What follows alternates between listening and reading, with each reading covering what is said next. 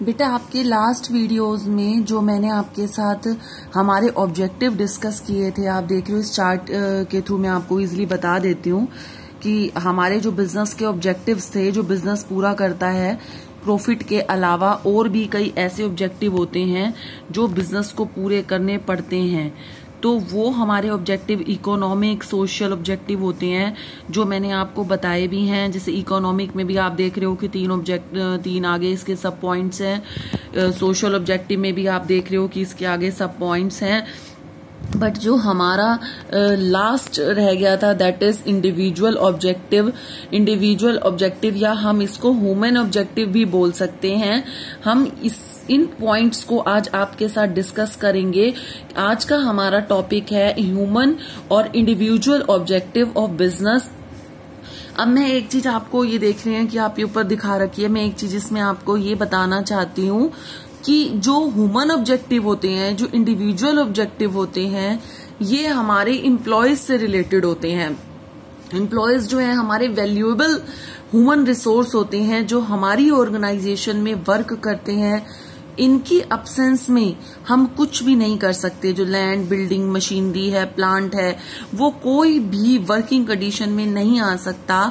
तो human objective का जो मेन पर्पस होता है वो ये होता है कि एम्प्लॉयज जो है उनको मोटिवेट करना, उनको अपनी ऑर्गेनाइजेशन में खुश रखना, उनको अच्छे वर्किंग एनवायरनमेंट प्रोवाइड करना ताकि वो क्या कर सके, हमारी ऑर्गेनाइजेशन के अंदर अच्छे से काम कर सकें। क्योंकि हमारी सारी सक्सेस डिपेंड करती है हमारे एम्प्लॉयज पे।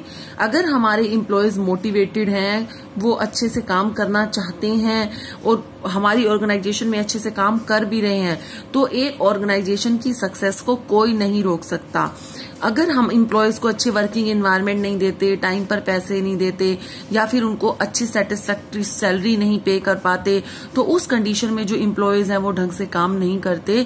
तो एक बिजनेस ऑर्गेनाइजेशन का मेन पर्पस जो होता है, उसका ऑब्जेक्टिव होता है अपने एम्प्लॉयज को खुश रखना, उनको मोटिवेटेड रखना, उनको अच्छे वर्किंग एनवायरनमेंट प्रोवाइड करना ताकि वो हमारी ऑर्गेनाइजेशन में अच्छे से काम कर सके।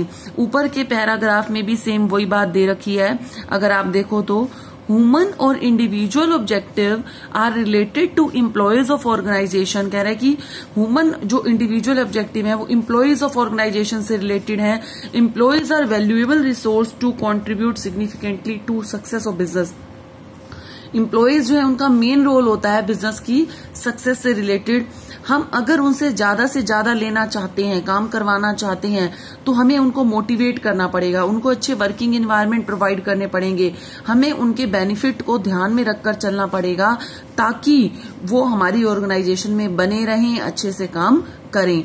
तो नीचे हमारे इसमें भी आप देख रहे हो कि दे रखे हैं कि हमारे इंडिविजुअल ऑब्जेक्टिव दे रखे हैं कि गुड वर्किंग कंडीशन, उनको अच्छी वर्किंग कंडीशंस प्रोवाइड कराना। जिस ऑर्गेनाइजेशन में वो काम कर रहे हैं, हमारी ऑर्गेनाइजेशन में, वहां अच्छा एनवायरनमेंट हो, अच्छी फैसिलिटीज हो, क्लीन एनवायरनमेंट हो, या उनको जो सेटिस्फैक्ट्री एनवायरनमेंट जो प्रोवाइड कराना ताकि वो स्मूथली वर्क को कर सके।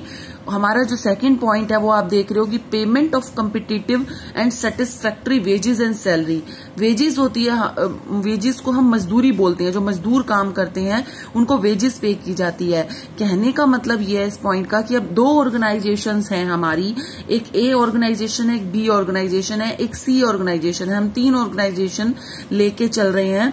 तो तीनों ऑर्गेनाइजेशन में लगभग मिलती जुलती सेम वर्क की सेम वेजेस एंड सैलरी होनी चाहिए। ये नहीं होना चाहिए कि ए ऑर्गेनाइजेशन में जो सैलरी बनती है वो पे की जा रही है और जो बी ऑर्गेनाइजेशन है वो अपने वर्कर को जितनी सैलरी उनके वर्क की बनती है, जितनी वेजेस उनके वर्क की बनती है, वो पे नहीं कर रहा, कम पे कर रहा है।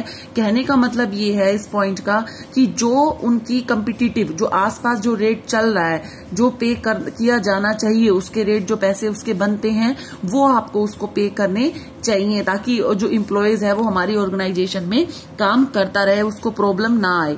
नेक्स्ट है personal growth and development of employees by imparting training to employees and keep updating their knowledge.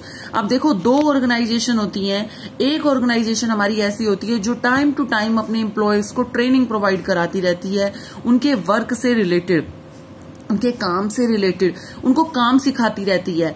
जैसे कि आपको ध्यान हो काफी साल पहले मैनुअल वर्क हुआ करता था, मैनुअल वर्क को चेंज करके कंप्यूटराइज्ड किया गया। तो जो वहां के एम्प्लॉयज हैं उनको ट्रेनिंग प्रोवाइड कराई गई ताकि वो कंप्यूटर उनको सीखने का मौका मिले।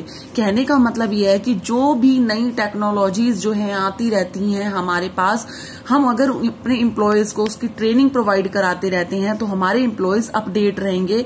प्लस इनका बेनिफिट उनको ये भी लगेगा कि अगर वो इस ऑर्गेनाइजेशन को छोड़कर किसी और ऑर्गेनाइजेशन में जाते हैं तो उनका डेवलपमेंट हुआ है, उनको कुछ सीखने को मिला है, वो कुछ नया सीख कर जा रहे हैं हमारी ऑर्गेनाइजेशन से, तो उनसे उनकी पर्सनल ग्रोथ भी होती है।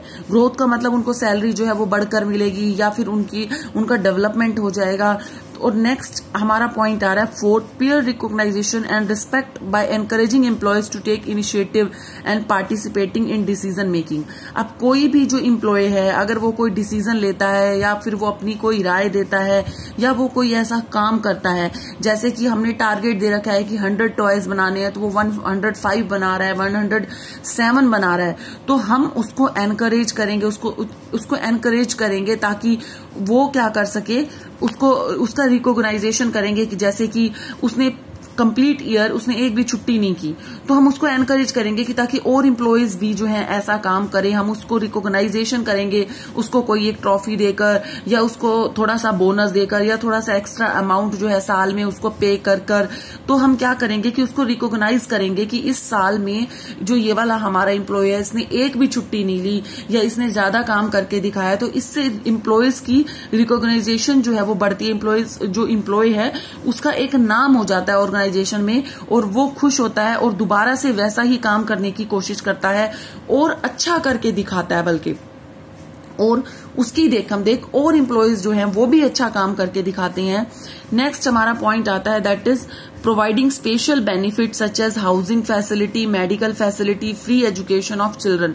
बेटा जैसे देखिए प्रोवाइडिंग स्पेशल बेनिफिट, जैसे आप देखते हो कि काफी एम्प्लॉयज को फ्लैट प्रोवाइड करती है कंपनी, तो हाउसिंग फैसिलिटी हो गई। कई बार फ्लैट प्रोवाइड नहीं कर सकती तो कंपनी क्या करती है कि वो जहां पे रेंट पे रह रहे हैं जितना रेंट उनका बनता है उस रेंट जो है वो कंपनी के थ्रू पे किया जाता है।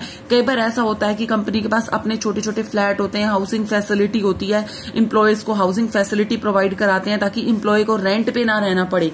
अब दो ऑर्गेनाइजेशन है, एक हाउसिंग फैसिलिटी प्रोवाइड करा रही है और दूसरी हाउसिंग फैसिलिटी प्रोवाइड नहीं करा रही, तो सीधी सी बात है कि एम्प्लॉयज को जो हाउसिंग फैसिलिटी प्रोवाइड करा रही है वो उसी को ही ज्वाइन करेगा और उसी के अंदर ही बना रहेगा, टिका रहेगा। मेडिकल फैसिलिटी जैसे ESI हो गया जो वर्कर्स के लिए होता है। दूसरा जो मेडिकल फैसिलिटीज में हम ये भी ले सकते हैं जो हमारे एम्प्लॉयज हैं उनको मेडिकल फैसिलिटी प्रोवाइड कराना कि उनको कुछ प्रॉब्लम होती है तो जो हॉस्पिटल्स के नाम जो मेंशन होते हैं, जो कंपनी का जिनके साथ कॉन्ट्रैक्ट होता है उनके अंदर जाके उनका ट्रीटमेंट हो सकता है, तो इसको हम मेडिकल फैसिलिटी बोलते हैं। और थर्ड जैसे फ्री एजुकेशन ऑफ चिल्ड्रन कि उनके बच्चों को फ्री एजुकेशन प्रोवाइड कराई जाएगी। उन कंपनी के अपने ही स्कूल्स हैं जिसमें फ्री एजुकेशन जो है वो प्रोवाइड कराई जा रही है। तो ये हमारे थे ह्यूमन ऑब्जेक्टिव और इंडिविजुअल ऑब्जेक्टिव जो सीधे हमारे एम्प्लॉयज से और वर्कर्स से रिलेटेड होते हैं। वर्कर को खुश रखने के लिए, अपनी ऑर्गेनाइजेशन में बनाए रखने के लिए हम क्या करते हैं, इन ऑब्जेक्टिव्स को पूरा करना काफी जरूरी हो जाता है। अगर हमारी ऑर्गेनाइजेशन के जो वर्कर्स हैं वो खुश नहीं है तो labour turnover rate, labour turnover का मतलब जो ऑर्गेनाइजेशन को छोड़ के जाने वाली जो लोग ऑर्गेनाइजेशन को छोड़कर जाते हैं उसकी रेट जो है वो ज्यादा हो जाएगी, तो एक ऑर्गेनाइजेशन की गुडविल पे काफी बैड इम्पैक्ट पड़ने की पॉसिबिलिटी रहती है कि अगर कोई ऑर्गेनाइजेशन है उसके एम्प्लॉयज उसमें टिकते भी नहीं, 1-2 महीना काम करते हैं और उसको छोड़ के चले जाते हैं, कुछ टाइम काम करते हैं और छोड़ देते हैं, तो ऐसी कंडीशन में एक ऑर्गेनाइजेशन जो है उसका नाम जो है, उसकी गुडविल जो है वो खराब होने की पॉसिबिलिटी होती है कि इस ऑर्गेनाइजेशन में तो एम्प्लॉयज लंबे समय तक काम नहीं करते हैं। तो ये हमारे तीनों ऑब्जेक्टिव में से सबसे लास्ट ऑब्जेक्टिव था जो नीचे चार्ट में भी देखो दे रखे हैं हमारे ऑब्जेक्टिव, जो ये चार्ट बना रखा है जिसमें इकोनॉमिक भी दे रखे हैं, सोशल भी दे रखे हैं और इंडिविजुअल भी दे रखे हैं। तो इन तीनों का डिस्कशन मैं आप लोगों के साथ कर चुकी हूं कि इकोनॉमिक में क्या होता है, सोशल में क्या होता है और इंडिविजुअल में क्या होता है। और इंडिविजुअल ऑब्जेक्टिव भी मोस्ट इंपोर्टेंट होते हैं हमारे लिए क्योंकि वो ऑर्गेनाइजेशन में वर्कर से, एम्प्लॉय से रिलेटेड होते हैं, हमारे ह्यूमन रिसोर्स से रिलेटेड होते हैं कि ह्यूमन रिसोर्स हमारी ऑर्गेनाइजेशन में बनी रहे, तो हमें इन सबको पूरा करना हमारे ऑब्जेक्टिव्स को जरूरी होता है।